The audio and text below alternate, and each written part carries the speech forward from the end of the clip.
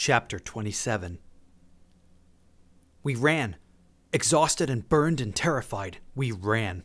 Visser 3 had made one mistake. He was too large in his morph to follow us much farther up the stairs. I heard Visser 3 yell something as we finally got away. He said, "I'll kill you all, Andalites. Run away. It doesn't matter. I'll kill you all." Actually, I think it did matter.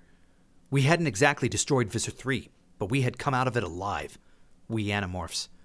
The final count was exactly one human freed. The woman who rode Cassie's back up out of that hellish pit.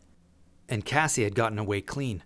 It had been the suspicious controller policeman who had grabbed her. He was the only controller to know her name, where she lived, and that she had been spying on the sharing.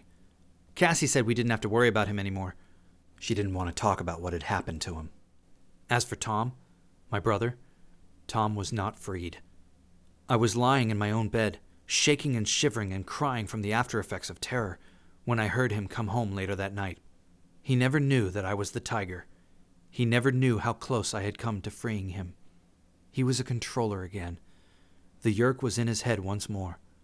Cassie and Marco and Rachel and I had all made it up those stairs.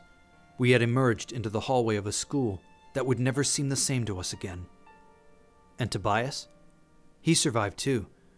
It was almost morning when I was awakened from dead sleep by feathery beating on my window. I opened it, and Tobias flew in. "You made it," I said. "Oh man, you had me scared.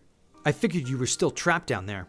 I mean, I thought you could probably find somewhere to hide in that cavern, but I knew you'd been morphed for a long time.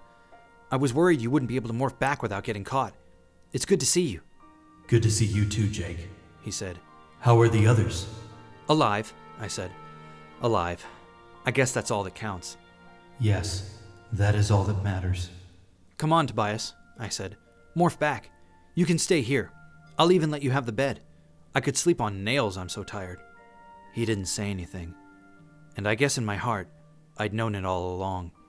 I just didn't want to admit it. "Come on, Tobias," I said. "Morph back." "Jake." "Just come on. Back to human now, dude. No more flying tonight." "I hid in the cavern for a while," he said. "They didn't see me, but I had to stay out of sight till I could get out. Jake, it took too long. Too long. More than 2 hours." I just stared at him. At his laser-focused eyes. At his wicked beak and sharp talons. And at his wings. At the broad, powerful wings that let him fly. "I guess this is me from now on," Tobias said.